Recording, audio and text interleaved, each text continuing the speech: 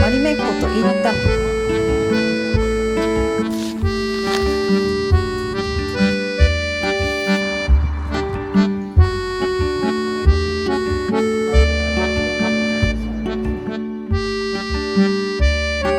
でね、これなんか運ぶの大変そうって思うじゃないですか。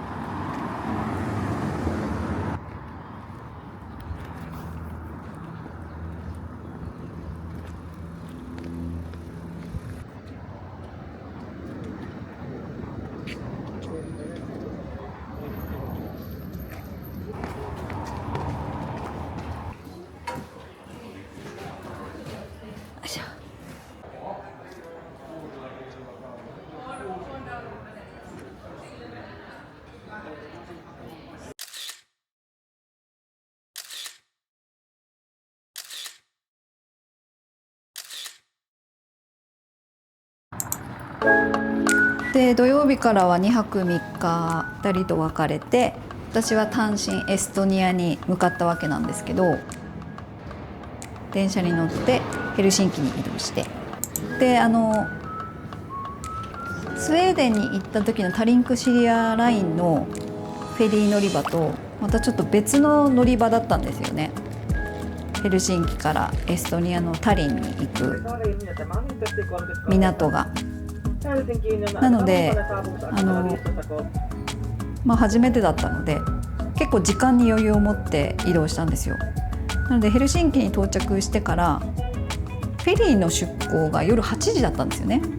だから結構何時だろう、4時間ぐらいは余裕があって、なので駅に到着してスーツケースを預けて2泊3日預かってもらえるところにアプリで探せるんですけど、そこにスーツケースを預かってもらって身軽になってエストニアのタリンに行きました。なので、時間があったので結構歩いて最終的に結構距離あったんですけど30分40分ぐらい歩いて港フェリー乗り場までもう歩いて行ったんですよ。ヘルシンキって結構コンパクトな街で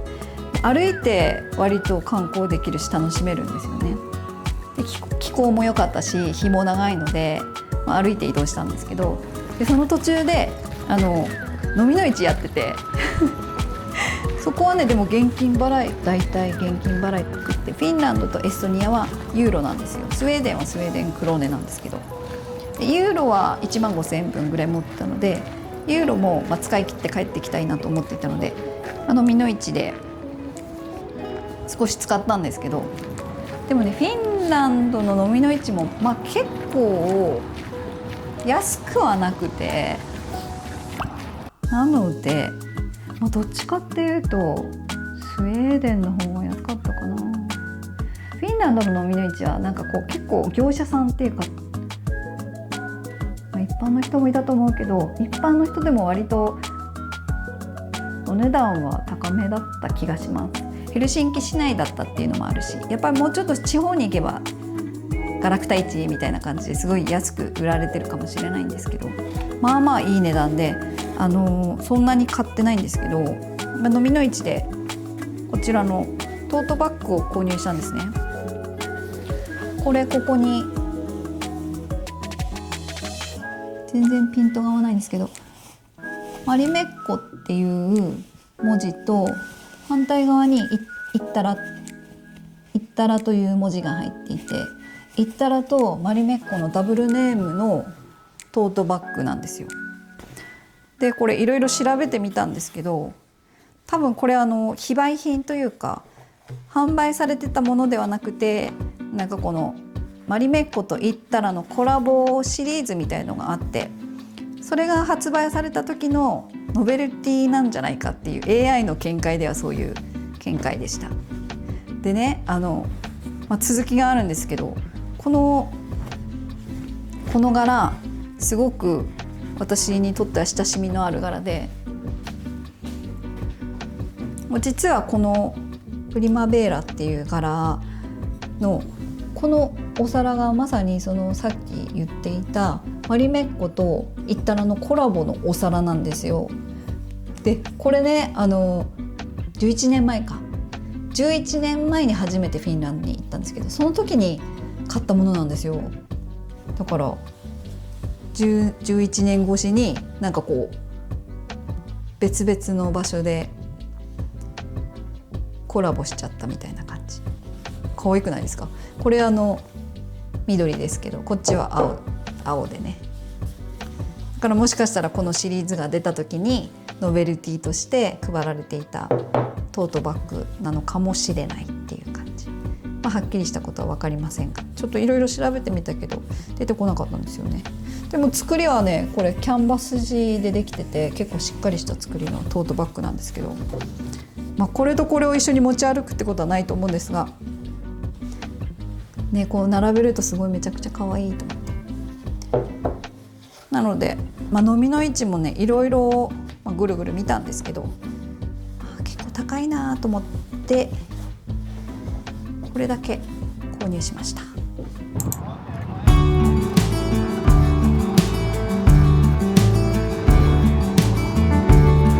You want me to wake up, but I'm strangled in my sleep. You want me to shape up, but in my dreams I found relief.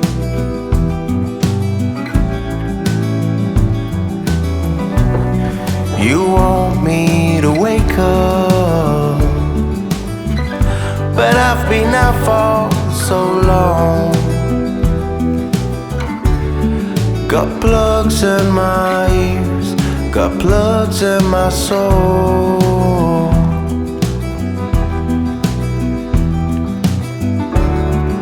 I want you to wake up, but you struggle in your sleep. I want you to shape up, but in your dreams you feel relief.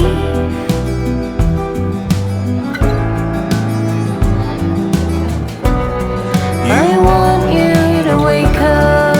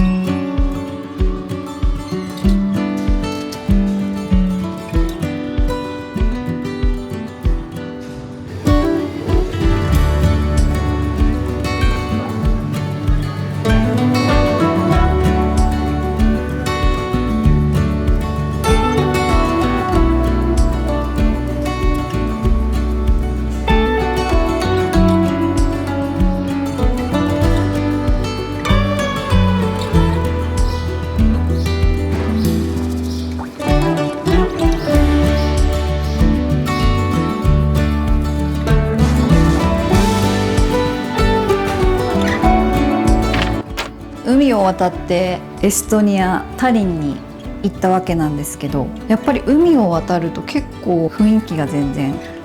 タリンは割とこう中世の街並みみたいな、旧市街が中世の街並みみたいな感じで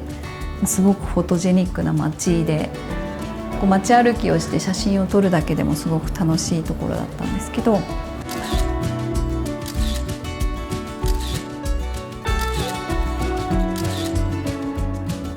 リサイクルショップはね全然欲しいものはなかったんですけど、なので結局アンティークショップで買ったっていう感じで、お値段はあんまり可愛くなくて、なので、その中でもこれはっていうものを買ってきました。私のアトリエで自分で使いたいなみたいな感じのものを買ったっていう感じですね、割と。なのでこうやって並べてみると結構渋い感じのものが揃っていますが、まずはね、この木の形がすごく可愛くて、手触りもすごいいいんですよね。この木の手触りが多分ね好きなんですよ。またキャンドルホルダー、どんだけキャンドル灯すんだっていうキャンドルホルダーです。で同じお店でこの刺繍の枠を買いました。ここがなんか真鍮でできてて、この枠も木でできてるんですよね。でまたこの手触りがねすごくいいんですよ。これ多分使い込んだりとか、人の手がこう加わってることによってこう滑らかになってるような気もしないでもないです。あとはこのなんか果物を置く木のお皿みたいなやつ、これもなんかここのアトリエで使えたらいいかなと思って買いました。そしてまたキャンドルいやどんだけキャンドル灯すんだ。これ壁掛けのキャンドル、こことここに2つキャンドルをでね、これなんか運ぶの大変そうって思うじゃないですか。一応ここをこう回すと取り外せるんですよ、この2つが。なので持って帰ってくるときはこうコンパクトになるんですけど、これもだいぶ古いものだと思うんですが、ここにこう引っ掛けれるようになっていて、壁掛けになるっていう真鍮のキャンドルホルダー。キャンドルホルダー何個目だろう、これ6個目ぐらいかな。あとこちら、これはアンティークのノートっていうかヴィンテージのノート、これレザーのカバーのノートなんですよ、ノートブックなんですよ。で片押しでここにもうこれも食台なんですけど、キャンドルスタンドの柄が入っています。でこれはねAI さんに聞いたんですよ。これは一体何の柄ですかって聞いたんですけど、ユダヤ教でとても重要な象徴の一つっていうことで、もともとは古代エルサレム神殿に置かれていた7枝の燭台、なんか7つの枝に分かれた燭台、キャンドルスタンドというかのことで、意味としてはいくつか重なっていて、神の光、知恵、永遠性、命、希望、精神的な導きみたいな意味があるそうです。で特に光は大きなテーマで、暗闇の中でも明かりを絶やさないこと、知恵や精神性を受け継ぐことみたいな意味合いがあると。なのでなんかこれ私ここのアトリエに訪れてきてくれた人にメッセージを書いてもらうノートとして使おうと思って買ったんですよ。それなんでそれを思いついたかというと、トゥルクのデザイナーカップルのサーナとオルティのお家に宿帳みたいな感じでこういう風にノートが置いてあって、彼らのお家に滞在した人のサインが何ページにもわたって書かれてるんですよ。お宿ではないんですけど、家族はいろんな人をこう受け入れて、たくさんの人があそこのお家に訪れてるんですけど、そのみんなが彼らに対してのメッセージを書いていて、で私たちもメッセージ書き残してきたんですけど、それも素敵だなと思って、いつ作られたものなのかわからないんですけど、かなり古いものだと思うんですが、またこのね革の手触りがすごくいいんですよ。エストニアで見つけたこちらのヴィンテージのノートをアトリエで使っていきたいなと思って買ってきました。あともう一個、このキッチンクロス買ったんですよ。でこれなんか色合いがすごい可愛いなと思って、なんか自分ではあまり思いつかない色合いだなと思って買ったんですけど、赤とピンクと緑と青、黄色、この色使い、これをインテリアに取り入れるのって結構難しいよなとか思いながら買ってきたんですけど、その日のお昼に行ったカフェがもうまさにこの色使いのカフェですっごい可愛かったんですよ。それがなんかお店の人もすごい良かったし、コーヒーも美味しかったし、撮影していいって言ったら快くいいよって言ってくれたし、なんかぜひタリンに行くことがあればあそこのカフェに行ってみてほしいです。でちょっと地下に入っていくところと、半分地下で半分窓みたいな感じ、ちょっと隠れ家みたいな感じの地下の部分がで、色使いがこのキッチンタオルと同じような色使いのすごい可愛いインテリアですごい良かったので、タリンに行くことがあれば、旧市街から歩こうと思えば歩ける、20分もあれば行けるっていう感じだと思うので、ちょっとこのカフェ気になる方がいたらぜひ行ってみていただければと思います。そんな感じでタリンでの購入品は以上になります。タリンで2泊3日過ごした後、またヘルシンキに戻って、ヘルシンキで3泊4日ですね過ごして日本に帰国するっていう感じの旅のスケジュールになってます。ぜひまた次回の動画を楽しみにしていてください。旅クラでした。